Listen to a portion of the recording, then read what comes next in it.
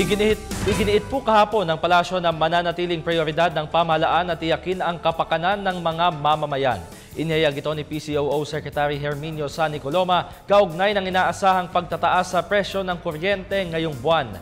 Sinabi ng kalihim na ipatutupad ng pamahalaan ang mga batas upang protektahan ang mga mamamayan. Balikan natin ang balitang ito mula kay Elena Luna. Umabila ang palasyo sa mga pribadong kumpanya na maging sensitibo sa mga mamamayang kanilang pinagsisilbihan, lalo na sa panahon ng kalamidad o kagipitan. Naging panawagan ito ng Malacanang kasunod ng patuloy na pagdaing ng mga consumers, kabilang na ang nakatakdang pagtaas ng singil sa kuryente. Ano maaring sa panahon na ito na nagre-rebuild at nagre-rehabilitate pa tayo, ay iiwasan nila yung mga hakbang na magdadagdag pa sa pinapasang paghihirap ng ating mga kababayan. At mas mainam siguro kung ito ay gagawin nila ng of their own volition and voluntarily.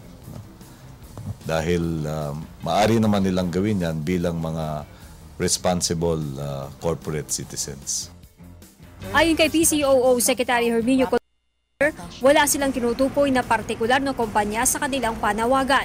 Patasaan niya ang pagtrato ng gobyerno sa power utilities, distributors at iba pang players. Layon daw ng gobyerno na makita ang pagkilos ng mga pribadong kumpanyang ito nang naaayon sa batas. Kasabay nito, nag-iwan ng babala ang palasyo. Well, sinabi na po natin sa ating sunod-sunod na mga pahayag that we will protect the public from any unreasonable power rate adjustments.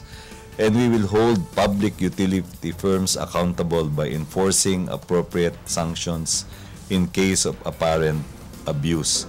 Hindi po natin sinisingle out ang any company rito. Nagpapaalala lang po tayo na lahat naman po ng mga power utilities, distributors, and other players in the electric power industry are treated fairly by government in accordance with law.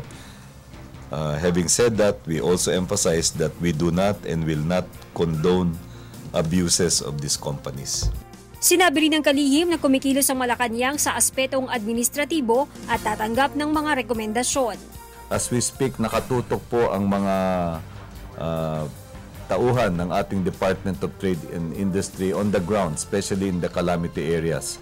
At tinututukan po yung galaw ng hinggil dyan. We are prepared to adopt administrative measures para po matugunan yan while we are preparing possible amendments to existing laws and new legislation. Para sa Telebisyon ng Bayan, Elena Luna.